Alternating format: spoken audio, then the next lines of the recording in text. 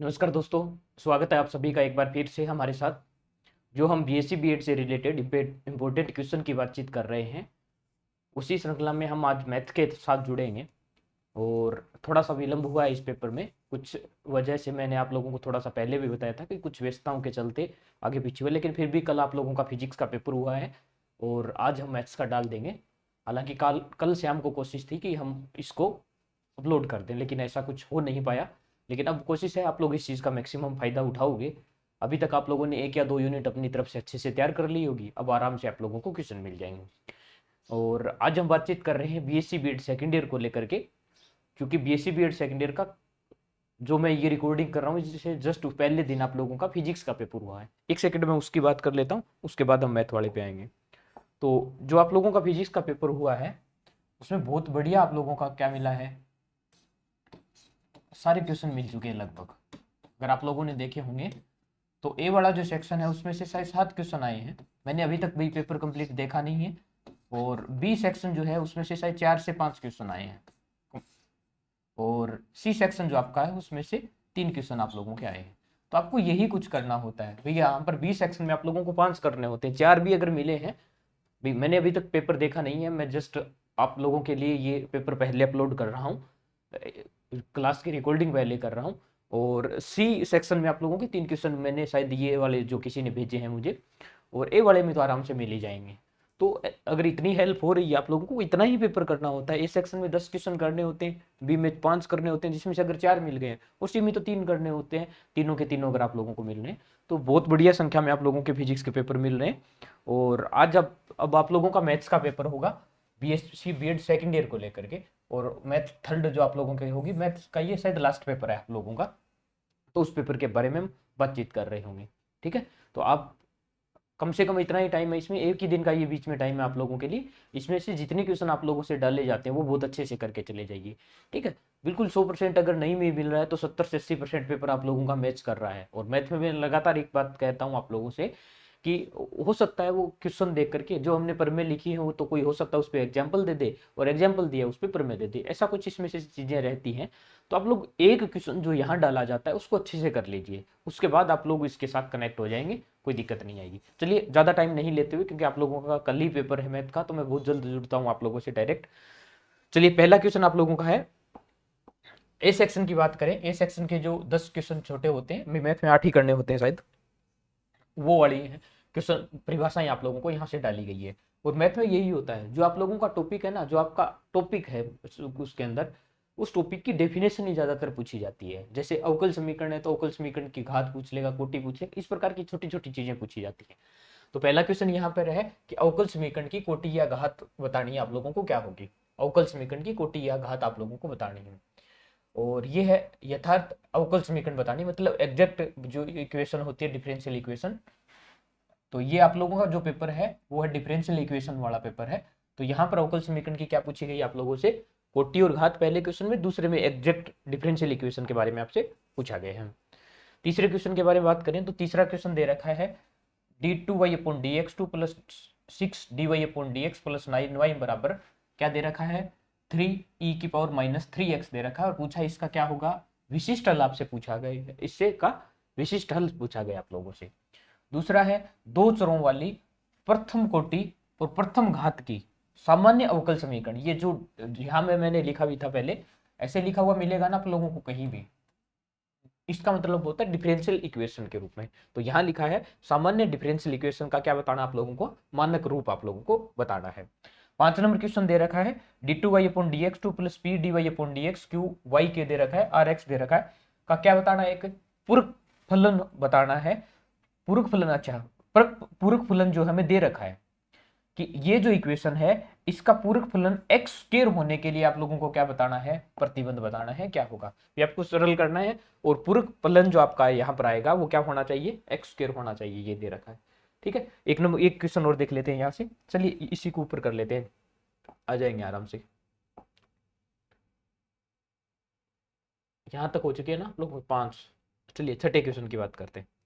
Question number 6 देखो, यहाँ पर ये दे रखा है 1 - x² वाई डबल डैश में है -2x Y dash plus 12y बराबर 0 का क्या बताना है आप लोगों का, एक विचित्र बिंदु बताना है।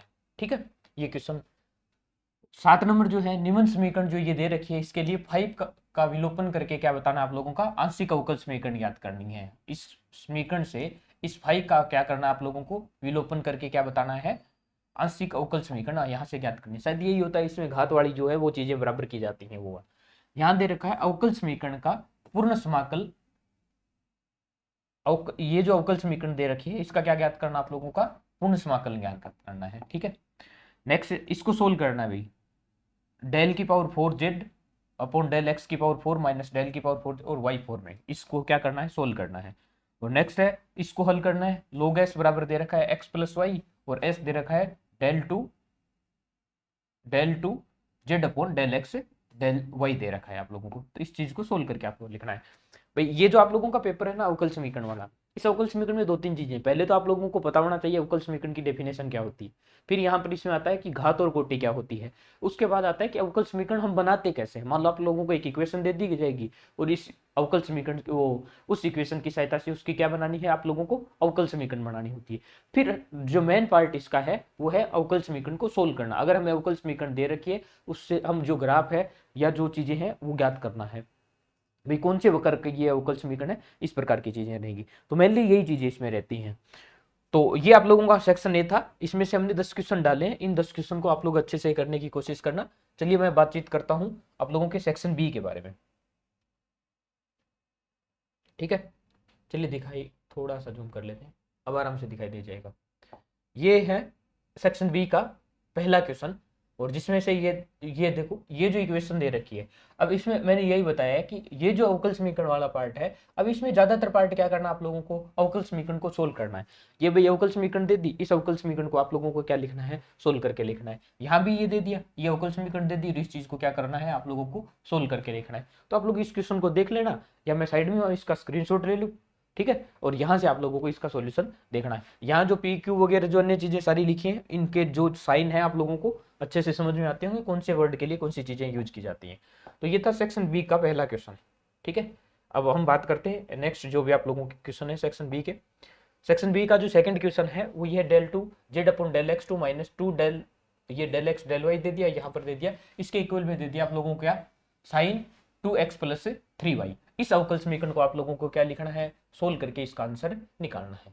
सेम चीज यहाँ है, x के del two z upon del x two plus 2xy del two z upon del x del y plus y square, यहाँ पर है del two z upon del y square बराबर x की पावर m और y की power n दे रखी है। इसको आप लोगों को क्या करना है, सोल्व करना है। भाई ये ज्यादातर मेन पार्ट इसमें ये कि अवकल समीकरण को आप लोगों को क्या करना है, सोल्व करके लिखना है, आंसर निकालना है।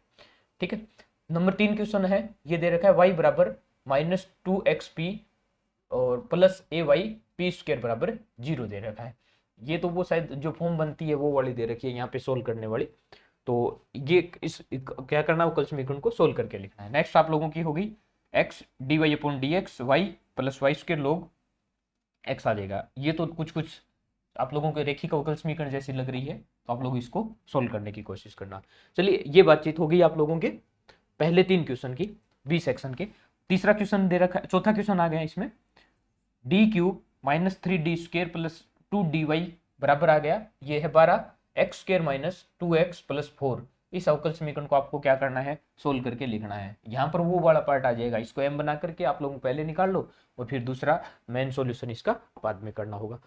और नेक्स्ट हो गया d2x upon dt2 minus 3x minus 4y बराबर 0, d2y upon dt2 plus x plus y बराबर 0। तो ये आ गया आप लोगों, तो ये दोनों पार्ट दे रखे हैं। यहाँ पर क्या आ गया, ये t के पदों में आ गया। ठीक है, x और y दोनों को क्या कर दिया, एक अलग अलग y t के वेरिएबल के रूप में यहाँ पर शो करवा दिया है। तो ये आ गया सेक्शन बी का आपका क्वेश्चन नंबर 4। अब सेक्शन सी बी का जो है आप लोगों का लास्ट क्वेश्चन जो है इसी वाला एक साथ आ जाएगा, ये दोनों कर लेते हैं पहले एक बार।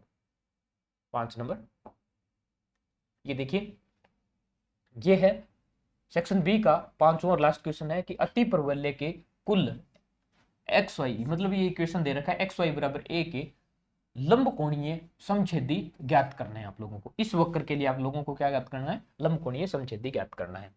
नेक्स्ट क्वेश्चन हो गया समीकरण P cube minus 4xy P plus 8y square बराबर 0 का 0 को हल कीजिए। इसको हल करना है तथा इसके लिए विचित्र हल का क्या ज्ञात करना, आप लोगों को परीक्षण भी करना है। ठीक है, विचित्र हल के लिए चेक करना है इस चीज को, तो इसका सॉल्यूशन भी करना है और विचित्र हल के लिए इसका चेक भी करना है।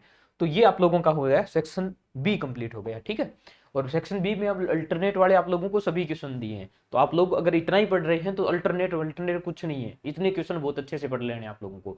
और हमने कोशिश की है, ये पेपर वैसे राजेंद्र जी ने बनाया है, लेकिन हमने कोशिश की है कि जो आप लोगों का मैक्सिमम पार्ट है वो कवर करने की कोशिश की जाए, ताकि आप लोगों को संख्या चले। भाई अब ये मान के चलो, ये यहाँ पर मान लो ये दे दिया, ये वाला पार्ट है, अगर क्वेश्चन देगा तो इसी प्रकार दे देगा, यहाँ 3 की जगह मान लो 4 लिख दिया और यहाँ 2 की जगह 3 आ जाएगा, यहाँ 12 की जगह मान लो 2 ही लिख दिया। तो इस प्रकार के छोटे छोटे चेंज अगर कुछ होता है, कोई संख्या चेंज की जाती है, तो उससे मेथड चेंज नहीं होगा, आप लोगों को प्रोसेस देख के चलना है। चलिए अब हम बात करते हैं सेक्शन सी, जो आप लोगों का है सबसे इंपोर्टेंट। सेक्शन सी वाले जो आप लोगों के 5 क्वेश्चन है वो रहे ये। चलिए पहला क्वेश्चन है सेक्शन सी में, डी की power 4 plus D square plus 1 y के लिए A x square plus B e की power minus x sign 2x के लिए आप लोगों को क्या क्या करना है, इस अवकल समीकरण को सोल्व करना है। ठीक है, सारे लगभग सारे यही क्वेश्चन है, इसमें अलग से कुछ नहीं, सोल्व करना है अवकल समीकरण जो दे रखी है उस चीज को। सेकंड क्वेश्चन है x की power 6 D two y upon D x 2 plus 3x की power 5 D y upon D x plus A square y बराबर क्या दे दिया हमें 1 अपॉन एक्स स्क्र। तो यहाँ भी क्या करनी है, इस अवकल समीकरण को सोल्व करना है। नेक्स्ट क्वेश्चन नंबर 3 जो आपका है वो है निम्न रेखिक अवकल समीकरण, ये डी मैंने स्टार्ट में बता दिया, इसका क्या लिखा है, अवकल समीकरण का श्रेणी हल ज्ञात करना है, जहां पर ये दे रखा है 4x y double dash plus 2y dash plus y बराबर 0 के बराबर आ जाएगा। 4 नंबर क्वेश्चन दे दिया 2xz minus P x square plus 2qxy plus pq बराबर 0 के लिए चारपेट विधि से इस चीज को क्या करना है, हल करना है। ठीक है, तो ये विधि आ गई है भाई यहाँ पर, चारपेट वाली विधि। तो ये पहले 4 क्वेश्चन हो गए, और लास्ट जो आप लोगों का क्वेश्चन है इसमें 2 पार्ट अलग अलग दिए हैं, जिसमें से पहला है d2z upon dx2 minus del 2z upon del x2 minus del 2z upon del y2, ये हो जाएगा minus 3 del z upon del x और plus 3 del z upon del y बराबर किसके लिए सोल्व करना है आप लोगों को, एक्स वाई प्लस ई की पावर, ये है x प्लस 2y, ये जो लिखा है ना x प्लस 2y, ये क्या है, e की पावर में है। लास्ट वाला क्वेश्चन है del 2z upon del x2 बराबर आ जाएगा A square del 2z upon del, ये है y2, इसके लिए क्या करना है, मोंगे विधि से इस चीज को क्या करना है, हल करना है। तो ये थे आप लोगों के सेक्शन सी के 5 क्वेश्चन, आप इसको फटाफट स्क्रीनशॉट लें, और ये आप लोगों का हो जाएगा मैथ का। तो ये मैथ का आप लोगों का 3rd पेपर है, लास्ट पेपर आप लोगों के, इसके बीच में केवल 1 दिन का आप लोगों के पास टाइम है, तो आप बहुत अच्छे से इस चीज को तैयार कीजिए, और उम्मीद है आप लोगों को इससे मैक्सिमम नंबर ऑफ क्वेश्चन आप लोगों के मिल जाएंगे, और थोड़े बहुत आप लोग अच्छे से देख लेना। और इससे पहले जब तक ये आप लोगों को पेपर मिल रहा होगा, मुझे उम्मीद है ऐसी कि आप लोगों ने 1 या 2 यूनिट तो पहले से बहुत अच्छे से कवर कर ली होगी, तो बाकी मैं आप लोगों से जो होगी, और फिजिक्स के क्वेश्चन जो हैं वो आप लोगों के साथ अपलोड किए जा रहे हैं, फिर केमिस्ट्री वगैरह जो है अब वो आप लोगों के पेपर से पहले आराम से मिल जा रहे हैं। तो हमारी कोशिश ये है कि आप लोगों को सभी लगभग मिल जाए, और बहुत सारे वीडियोज आप लोगों के अपलोड कर दिए गए हैं, वो शेड्यूल के अकॉर्डिंग अपने आप पब्लिश हो रहे हैं। ये आप लोगों का था जो बीच में एक था जो आप लोगों का अपलोड नहीं किया गया था, ये आप लोगों को बहुत जल्द मिल जाएगा।